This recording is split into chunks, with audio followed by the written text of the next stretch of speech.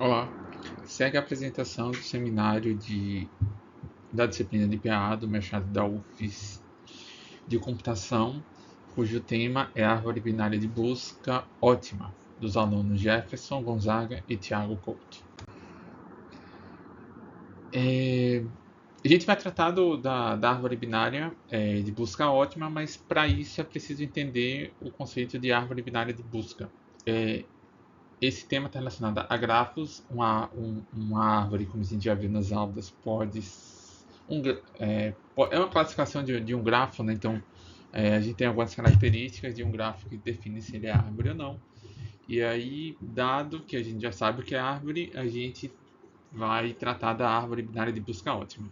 Mas, como eu disse, a gente inicia com o conceito de árvore binária de busca.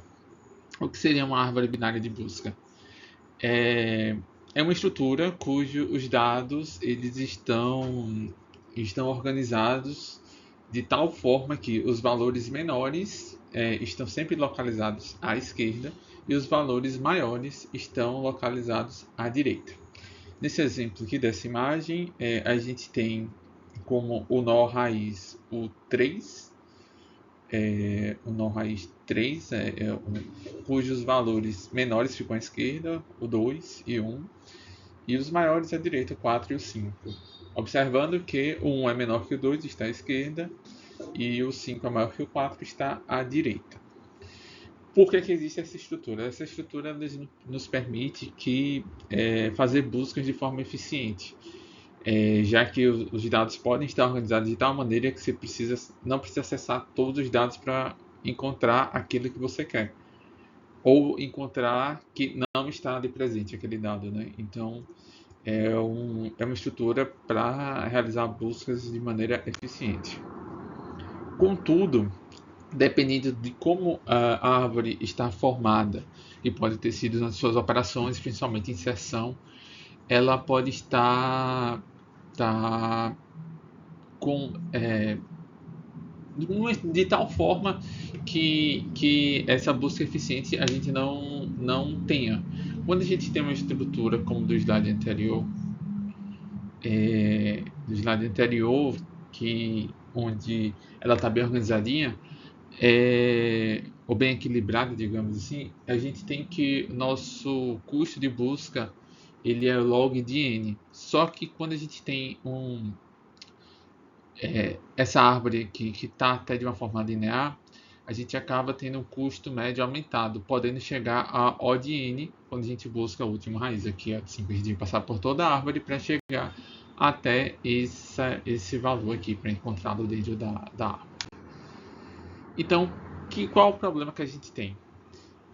Qual é o problema da árvore binária de busca ótima? Né? Como construir? A questão é como construir uma árvore binária de busca onde as chaves fiquem dispostas de tal forma que o custo médio esperado de busca seja mínimo. Ou seja, a gente quer ter uma árvore que a nossa busca seja a mais eficiente possível. Surge então a árvore binária de busca ótima, cujo desafio é descobrir qual nó deve ser colocado.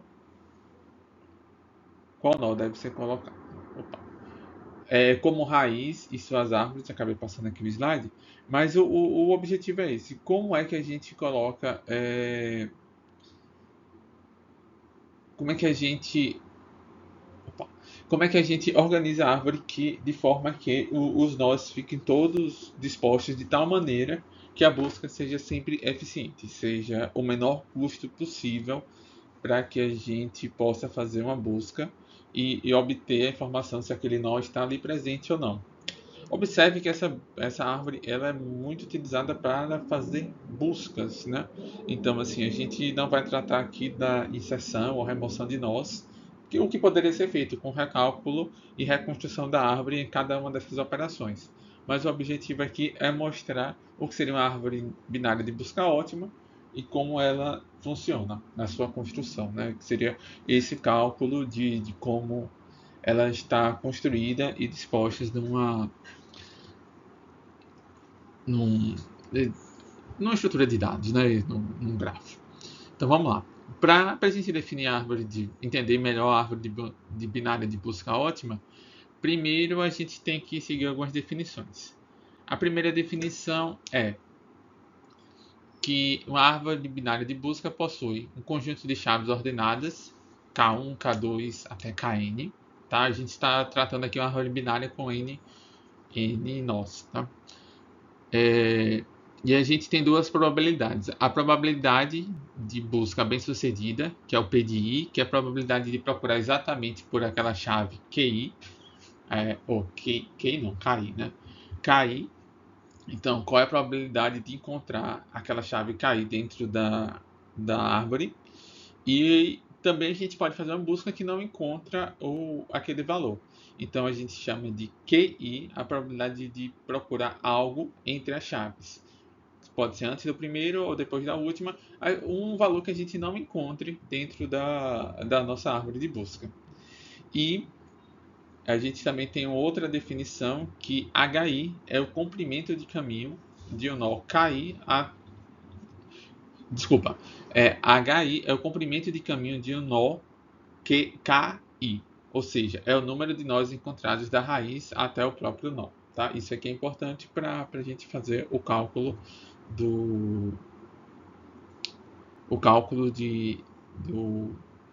da árvore, né? Tipo que a gente vai ver um pouquinho mais à frente, porque isso aqui ele determina qual é o custo, né? O custo a gente vai ver aqui e vai ficar mais claro. Então, seguindo as definições, a gente tem o seguinte, que conhecendo essas probabilidades, é importante ressaltar que na busca de binária, na árvore binária de busca ótima, a gente tem que conhecer as probabilidades, né? Entender que algumas chaves vão ser mais acessadas, que tem a probabilidade maior de serem buscadas. Então, é a partir dessa informação que a gente constrói a árvore, né? Então, vamos lá. Seguindo as definições, conhecendo que as probabilidades P, I e QI com o somatório de PI e o de QI sendo igual a 1, que é a probabilidade de encontrar e não encontrar de todos os nós. Então, a gente tem aí o PI, que é a probabilidade de acesso, a chave PI, Q0 é a probabilidade de acesso a toda a chave menor do que Q1, são as chaves menores que não se encontram na árvore. Qn é a probabilidade de toda a chave maior do que o KN, ou seja, é um valor maior do que o que se encontra na árvore. E QI é a probabilidade de acesso a uma chave de um valor que está entre os valores da chave, mas não é menor que o menor, nem maior que o maior elemento da árvore.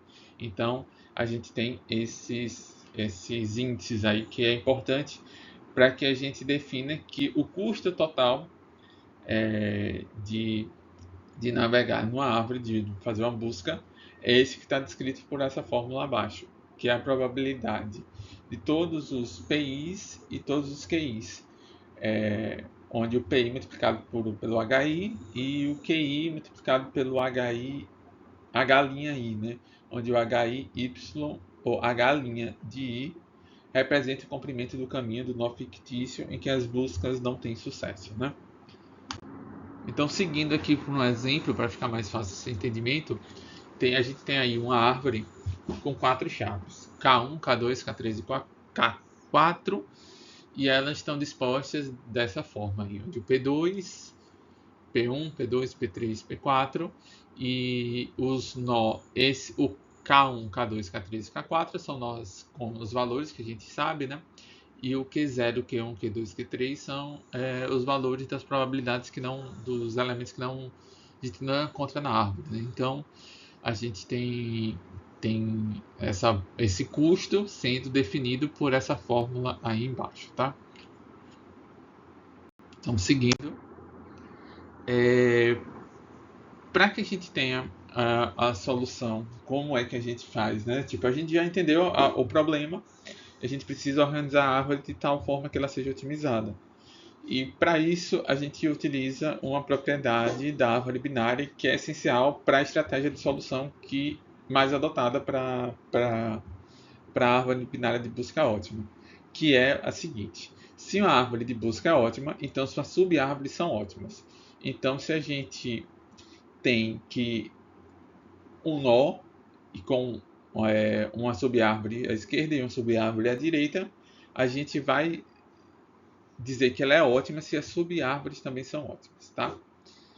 Então, para a gente construir a solução, a gente utiliza essa propriedade e para construir o algoritmo de solução, a gente utiliza a técnica de programação dinâmica, cuja ideia por trás desse algoritmo, dessa técnica, é armazenar o uso de soluções, de subproblemas para utilizar na solução geral. Então a gente vai reduzindo o problema em problemas menores, encontra a solução deles, e a partir da solução dos problemas menores, a gente vai construindo a solução ótima para o problema geral. Então, nesse caso, se a gente consegue determinar qual é a subárvore ótima à esquerda e a subárvore ótima à direita, a gente consegue definir qual é a árvore ótima para esses dados dispostos aí. Então, para a realização do algoritmo, a gente tem as definições que o E de IJ é o custo esperado mínimo para subproblemas com as chaves de KI a KJ. WIJ é a soma das probabilidades de PIJ mais QI menos 1 AJ. E a raiz de IJ é o índice da chave ótima, que deve ser a raiz do intervalo IJ. Tem um exemplo aqui um pouco mais à frente que vai deixar mais claro esse entendimento e esses índices, né? E aí, como é que esse algoritmo ele funciona? Ele, de forma recursiva, ele vai calculando os custos de IJ, procurando o mínimo valor entre I e J para o custo esperado. Mas no próximo slide vai ter mostrando passo a passo como esse algoritmo ele é executado, e aí fica mais claro. Mas basicamente o que ele está fazendo aí de forma recursiva, calculando os custos das subárvores, vendo qual é o melhor entre eles, e aí utilizando isso de forma recursiva, ele pega sempre o valor para cima e acaba gerando essa árvore de busca ótima, tá? Então vamos lá. Vamos aqui para um exemplo para finalizar a apresentação e para que a gente possa entender. A gente tem uma árvore T, onde as chaves são A, B, C e D, onde P é a probabilidade de busca bem sucedida para cada uma dessas chaves está aí disposta, é 0,15, 0,10, 0,05, 0,1, e a probabilidade de mal sucedida são os valores que estão aí embaixo, tá? Então, como é que esse algoritmo ele se comporta? A gente primeiro construi as três tabelas, como foi dito antes, o E com o custo esperado mínimo da subárvore, o W, essa matriz de W, é a soma das probabilidades P e Q, e a raiz, né, escolhida por intervalo definida pelo root. Então, a gente cria primeiro a árvore vazia e calcula esse valor inicial, que no caso o E de 0,0 vai ser o 0,05, de acordo com a tabela com os valores que a gente tinha lá anteriormente, tá? Então, depois disso a gente calcula os intervalos de comprimento 1. Então, para cada chave isolada de KJ, a gente vai calcular o E com esse valor de W. Então, por exemplo, o W de 0,1 é 0,05 mais 0,15 mais 0,1, que dá 0,3. E o E de 0,1 esse valor dessas matrizes, e no final dá 0,45. Então, a raiz de K1, para esse caso aqui, é igual a A. E repete isso para todos os intervalos unitários. Em seguida, a gente passa para os intervalos de comprimento 2 e segue o cálculo, tá? Aí está sendo exibido como ele é feito, e faz isso para todos os intervalos de tamanho 2, seguindo para os intervalos de tamanho 3, tá? Sempre guardando o valor mínimo dos índices, né?